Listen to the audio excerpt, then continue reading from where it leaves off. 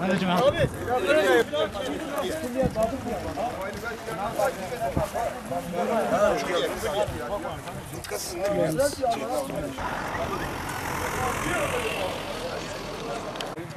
Başka kimse var mı?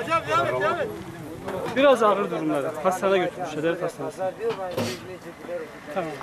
Ha Zeynel, ben Celal, tamam.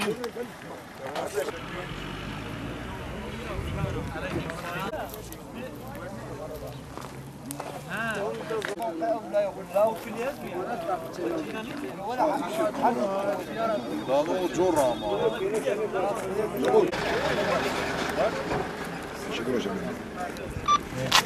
Güzelleşim.